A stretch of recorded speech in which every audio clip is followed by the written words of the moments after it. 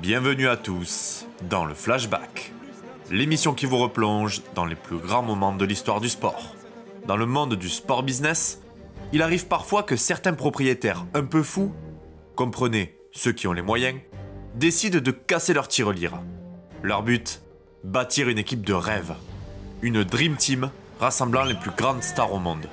On peut citer le PSG handball, les Eagles en NBA, les Galactiques du Real Madrid, ou encore les autres Galactiques, ceux qui nous intéressent aujourd'hui, l'Armada rouge et noire du RCT.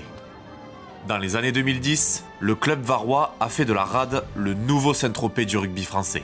Des superstars, des polémiques, du bling-bling et du champagne, du rugby, champagne s'il vous plaît. Aujourd'hui, on se replonge dans l'épopée du RCT, de sa renaissance jusqu'à son premier sacre européen, le premier acte d'une folle aventure.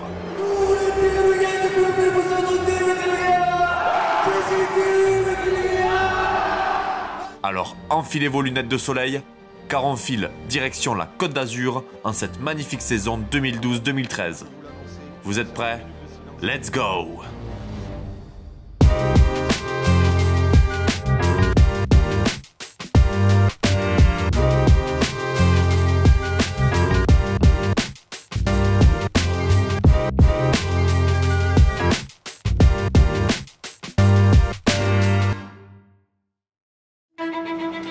En 2012, le RCT entame sa saison avec un drôle de statut. Les Toulonnais viennent de s'incliner en finale de top 14 face au Stade Toulousain, et certains commencent à croire que le projet fou du président Boudjelal n'est qu'une utopie. Les millions d'euros peuvent-ils vraiment ramener un trophée dans le Var?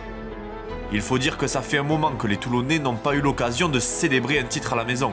Il faut remonter à 1992 pour voir ce club historique soulever son troisième et dernier bouclier de Brennus. Le début d'une lente et douloureuse chute jusqu'à la terrible rétrogradation administrative de l'an 2000.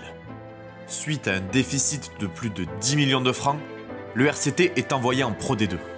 Toulon retrouve l'élite en 2006, mais n'est pas au niveau et redescend aussi sec. Malgré cette situation sportive peu reluisante, le club au brin de muguet n'enterre pas ses ambitions. Bien au contraire. En 2006, deux hommes d'affaires investissent dans le rugby club toulonnais. Puis l'année suivante, le nouveau président devient le seul maître à bord. Ce sauveur, c'est Mourad Boudjelal, l'homme providentiel du RCT. C'est l'équipe que j'ai fait, quoi, avec mes petits doigts. Fondateur et PDG des éditions Soleil, le Varois pure souche souhaite laisser la BD de côté pour se consacrer à son autre passion, le rugby.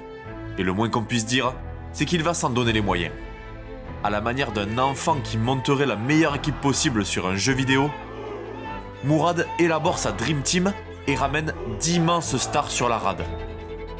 J'ai envie, et c'est mon challenge, de faire remonter ce club en top 14 pour Toulon, parce que cette ville mérite une équipe en première division. Et moi, je me nourrirai de cette joie. Tana Umaga, le premier gros coup du président en 2006, Ali, c'est un truc de fou. Faire venir Umaga à Toulon, si on me l'avait dit, je l'aurais pas cru. Puis Georges Gregan, Andrew Mertens, Victor Matfield et j'en passe. Que des légendes absolues du rugby qui acceptent de jouer en Pro D2 contre Tarbes ou le FCAG. C'est du grand n'importe quoi. Évidemment, toutes ces légendes sont au crépuscule de leur carrière et toutes ne sont pas au niveau, il faut bien l'admettre. Mais quand même, le RCT réussit à faire parler de lui et ce n'est que le début. Sans surprise, Toulon finit par remonter en top 14 et poursuit son recrutement 5 étoiles lors de la saison 2008-2009 avec en tête les signatures de Giovanni Kirk et de la méga star néo-zélandaise Sonny Bill Williams. Mais le plus gros coup de Mourad Boudjelal, celui qui va permettre de faire entrer le RCT dans une nouvelle dimension, c'est l'arrivée du Golden Boots en personne. Le rugbyman le plus talentueux et populaire des années 2000, l'anglais préféré des Français, Sir Johnny Wilkinson. Après 12 ans passés chez les Falcons de Newcastle, Wilco vient profiter du soleil de la Côte d'Azur pour se refaire une santé. Un coup marketing de génie, mais aussi un pari risqué d'un point de vue sportif, car à déjà 30 ans, l'ancien champion du monde enchaîne les saisons blanches et traîne une longue dépression. Finalement, cette aventure varoise a des allures de seconde chance. Un nouveau départ pour l'homme, et un défi de taille pour le joueur. Tout cela nous ramène au début de cette fameuse saison 2012. Le RCT vient d'enchaîner 2 saisons pleines, avec une demi-finale polémique perdue face à l'ASM. Alors que Contepomi demande à la vidéo qui n'est pas acceptée par M. Garcès. Mais c'est rempli de détermination. 2 joueurs de Toulon. Une terrible désillusion en Challenge Cup. Et une finale contre le Stade Toulousain en top 14. Cette année, l'objectif est clair. Toulon doit ramener un titre. 8 ans après le lancement du projet Boudjelal, il est temps de passer de la parole aux actes. Alors comme si son vestiaire ne comptait pas déjà assez de gros noms internationaux, le président décide, selon ses propres mots, de bâtir une véritable armée. C'est simple, dans le rugby, personne n'a jamais vu ça. Un peu à la manière du Real Madrid au football, Toulon monte une équipe de galactiques avec des monstres sur chaque ligne. À croire que Mourad s'est pris pour Noé. Sur son arche rouge et noire, le président collectionne les spécimens les plus rares de la planète.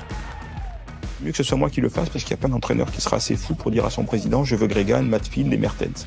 Gros logo Volkswagen sur le ventre et Orangina floqué sur les fesses, ce RCT pue la nostalgie. Vous vous en souvenez peut-être. Je ne sais même pas par où commencer tellement c'est impressionnant. Entre les arrivées de l'été et les cadres déjà en place, on a donc le meilleur ouvreur de tous les temps en la personne de Johnny Wilkinson, le valeureux capitaine Giovanni Kirk, un 3e ligne rapide et technique qui a immédiatement été adopté par le Stade Mayol tant il montre une rage de vaincre et un amour inconditionnel pour le maillot au brin de muguet.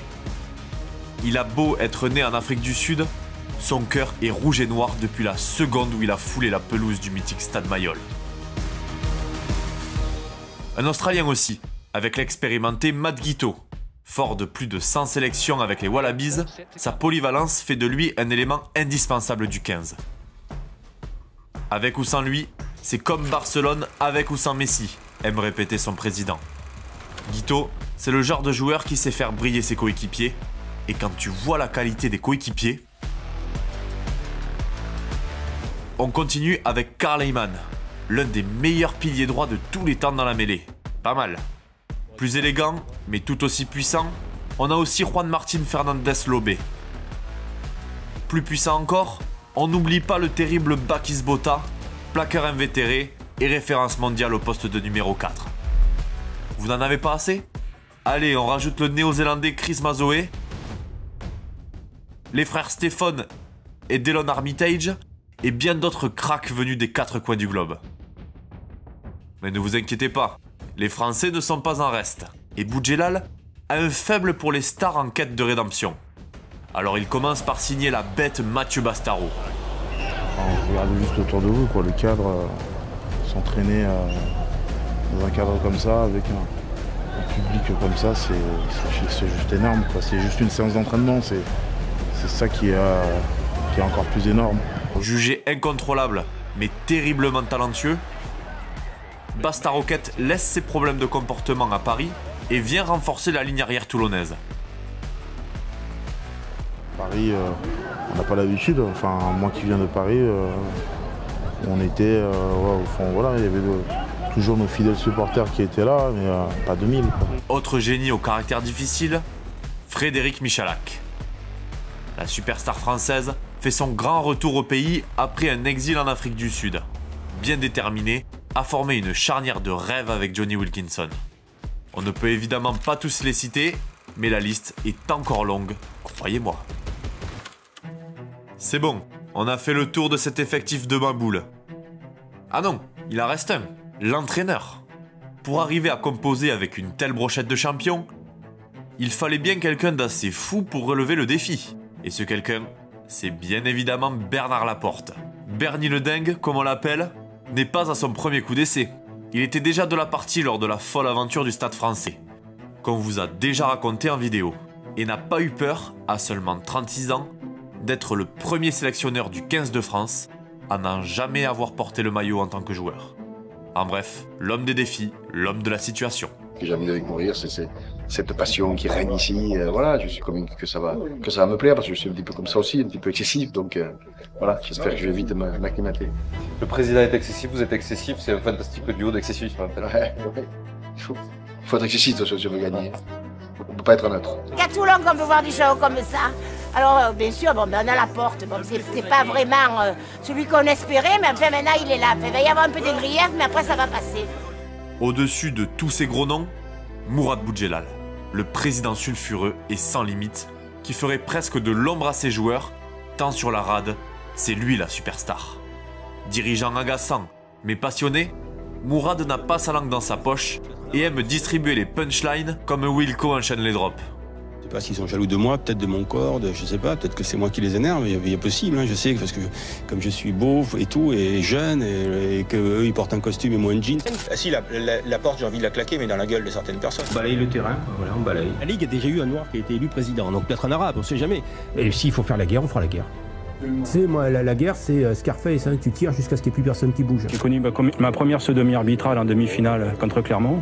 Ce soir, je viens d'en connaître une seconde, j'aime pas ça. Le mania de la BD est comme un enfant dans une confiserie. Il ne se prive de rien. Aucun joueur n'est inaccessible, aucun rêve n'est irréalisable. Le plus terrible pour l'entraîneur, c'est quand tu dis je veux un tel et qu'on te dit non. Lui, c'était jamais non.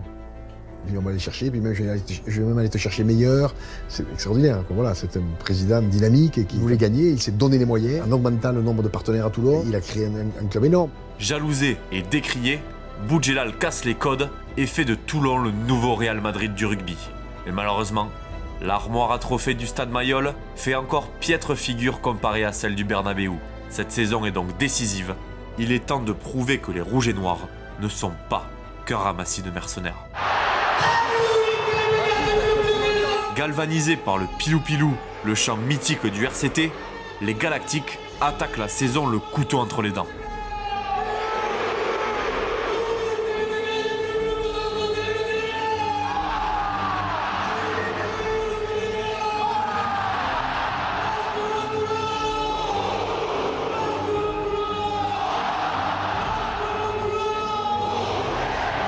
Il faut attendre la 7e journée pour voir les hommes de Bernard Laporte chuter contre le champion en titre toulousain. Du début à la fin, le RCT est au coude à coude avec l'autre grosse écurie du championnat, l'ASM Clermont. De la première à la dernière journée, les deux équipes se tirent la bourre. Les Clermontois comptent sur leur attaque de feu. Arnaud Samlevic qui choisit le côté droit. Nakaitasi, le crochet du Fidji RSC. Le doublé de nous. Tandis que les Toulonnais, eux, se reposent sur l'expérience et le talent de leurs joueurs.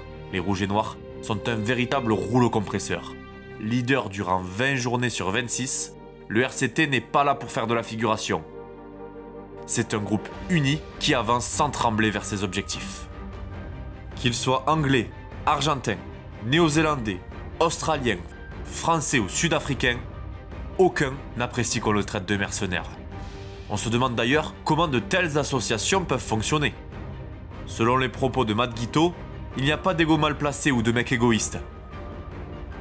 Mon rôle dans l'équipe, c'est pas important. Si je fais assez pour aider les autres à côté de moi pour qu'on puisse gagner, c'est tout. De venir ici, de réussir avec l'équipe, ouais, peut-être c'est un souvenir que je vais garder. Entendre que les joueurs étrangers ne sont là que pour le fric ne fait qu'alimenter leur feu intérieur et leur détermination à tout donner pour ce maillot. Et le moins qu'on puisse dire, c'est que ça se ressent sur le terrain. En vrai leader, Johnny Wilkinson ouvre le chemin à coups de pied pendant que les flèches Alexis Palisson et David Smith s'occupent de planter les essais. Matt Guiteau et Bastaro, eux, sont au four et au moulin, tandis que les monstres Bakis Bota et Chris Mazoé ne font aucun voyage à vide. Bref, on a une sacrée brochette de morts de faim qui montrent chaque week-end qu'ils ont un brin de muguet à la place du cœur et non pas un tiroir-caisse. En championnat, tout va bien. Et en Europe, c'est pareil. Le rugby club toulonnais sort en tête de sa poule sans trop forcer devant Montpellier, les Cardiff Blues et les Sale Sharks. Avec un effectif aussi fourni et surtout avec un tel investissement sur des joueurs internationaux, il est important de briller en H-Cup afin d'asseoir la domination du championnat français et prouver que le RCT est un club qui compte. C'est donc en avril que les choses sérieuses commencent. En quart de finale, Toulon reçoit les Leicester Tigers dans un stade Mayol chauffé au pilou-pilou. Chahutés, voire dominés, les Galactiques ont bien du mal à entrer dans leur match, multipliant les erreurs en mêlée. Coup de pied qui va passer entre les perches et au stade Mayol ici. C'est Leicester qui ouvre le score après 11 minutes. Mais heureusement, quand tout semble perdu, Toulon peut compter sur son super-héros blondiné. Ça passe. Elle était importante pour le moral des Toulonnais. Premier point, Toulon 3, Leicester 9. Johnny Wilkinson. La stratégie de Bernard Laporte est simple. Du combat et encore du combat. Puis Sir Johnny s'occupe du reste.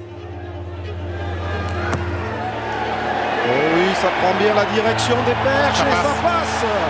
47e minute pour la première fois dans ce quart de finale. Toulon passe en tête au tableau d'affichage.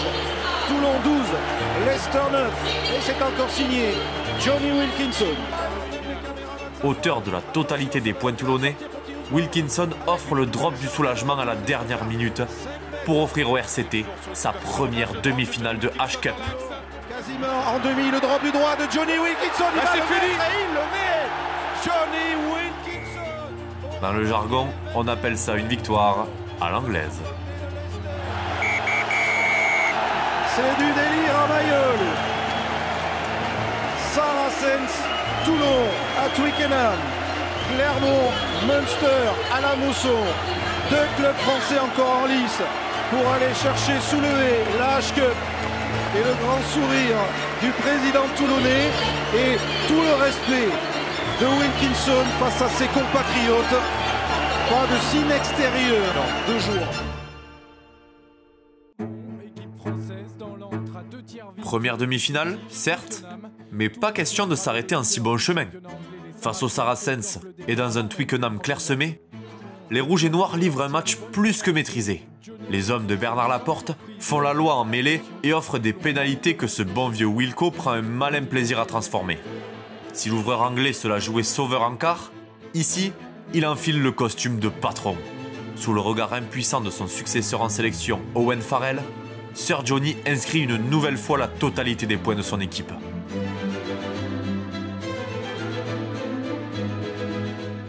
Wilkinson, le drop du pied gauche de Johnny Wilkinson. En fin de match, il se permet même une petite tape sur l'épaule de son jeune rival après un magnifique drop. L'air de dire « Désolé mon petit, je suis pas encore à la retraite ». Le RCT va donc jouer sa première finale de H-Cup et c'est en grande partie grâce à son génie à la chevelure et aux pieds d'or. Mais pour Wilco, cette aventure toulonnaise représente bien plus que ça. Je crois que Toulon m'a sauvé la vie. Voilà comment il résume son passage dans le Var. Après des années de blessures et de résultats en dents de scie, Wilkinson avait sombré dans la dépression qui le guettait déjà depuis son enfance. Il ne se retrouvait plus dans le rugby moderne et avait du mal à s'intégrer au sein de cette nouvelle génération. De nature anxieuse, l'ouvreur a fini par perdre confiance et la passion s'est petit à petit transformée en stress incontrôlable. Mais son arrivée sur la rade a tout changé. Le soleil de la Côte d'Azur a fait fuir le sinistre brouillard d'outre-Manche.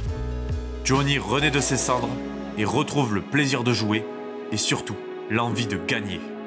Toulon est sa nouvelle terre promise et il compte bien rendre au centuple ce que les supporters lui ont donné. Alors, pourquoi pas ne pas commencer par un titre? C'est une finale franco-française qui attend le RCT. En face, le rival ASM Clermont, leader du championnat et plusieurs fois bourreau des Rouges et Noirs lors de ces dernières années.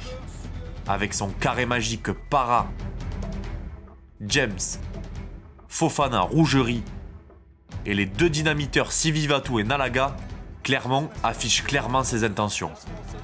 Mais ce RCT ne craint personne et peut compter sur des machines à tous les postes et surtout son arme secrète à l'accent british. La première mi-temps est très disputée. Morgan Para ouvre le score, vite imité par Wilkinson. Ouais, c'est parti, bien parti pour Morgan Para. C'est sans problème pour un buteur de la trempe de Wilkinson. Les supporters toulonnais présents à la Viva exultent. Les deux équipes se livre une bataille intense. Et si l'ASM croit inscrire le premier essai, la vidéo coupe court à la célébration. C'est superbe avec ce coup de pied de recentrage, ça va jouer à la course maintenant. Il dépose tout le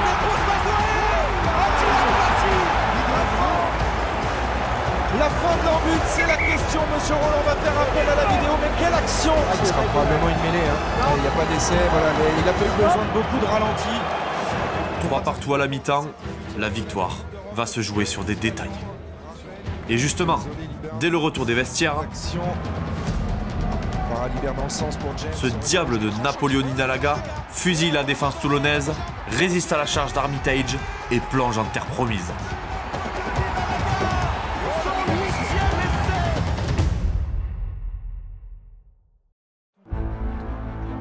On a vu la finition extraordinaire de la fusée fidjienne. Maintenant, place à l'inspiration géniale du sorcier australien, Brock James.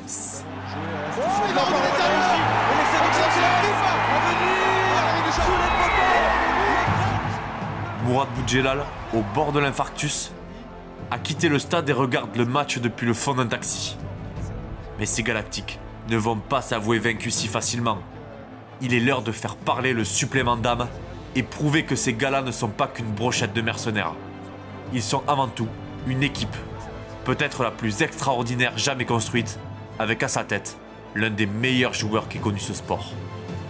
Extrêmement réaliste, les Toulonnais ne se laissent pas distancer grâce à l'intraitable Johnny. Mais tout génie qu'il est, Wilco ne peut pas tout faire tout seul. Alors les avants passent la seconde et assoient enfin leur domination. La peur change de camp, jusqu'à ce que Juan Martín Fernández Lobé gratte un ballon chaud, un ballon qui vaut de l'or. Ballon conservé, bien arraché la part Fernández Lobé. Ça c'est un ballon d'essai, il va y aller, il va aller à la course. Il est là, Armitage qui marque. Brock James, la réaction de... Delon Armitage redonne l'espoir à son équipe d'un essai plein d'insolence. Impuissant, Brock James ne peut même pas réagir à la provocation. Il connaît déjà la suite. Johnny Wilkinson s'avance pour taper la transformation. Il a au bout du pied le premier titre de l'ère Boudjelal, la première H-Cup de l'histoire du RCT, la conclusion d'une magnifique aventure.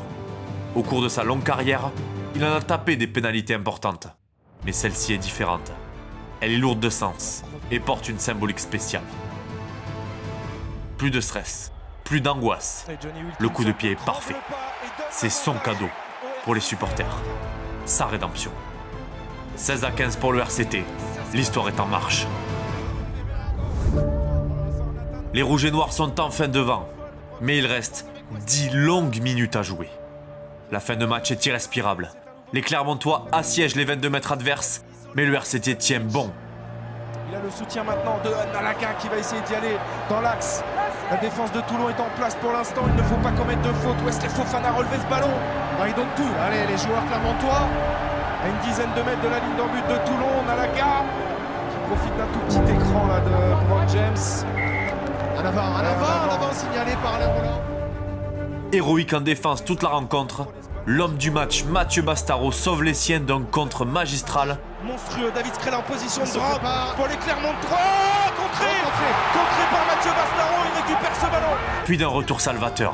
Peut-être un essai, celui du titre, Luigi Paolo.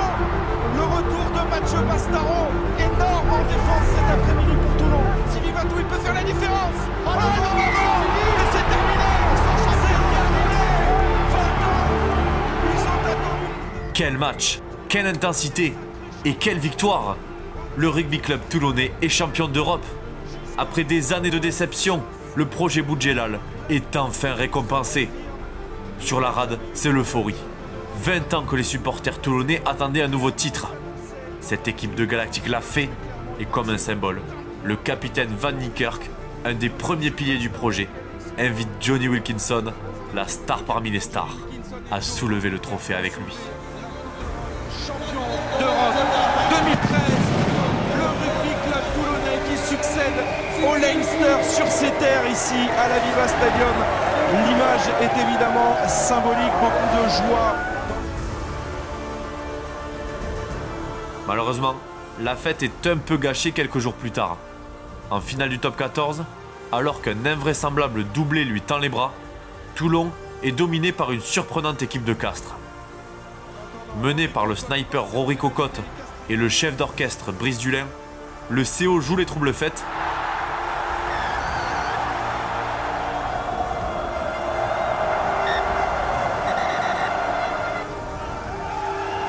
et soulève le bouclier de Brennus sous le nez des champions d'Europe. C'est la 3e finale perdue en 3 ans pour les hommes de Bernard Laporte.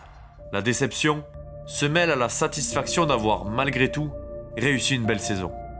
Les Galactiques sont sur le toit de l'Europe, ils jouent les premiers rôles en championnat, et Mourad Boudjelal ne compte surtout pas lever le pied.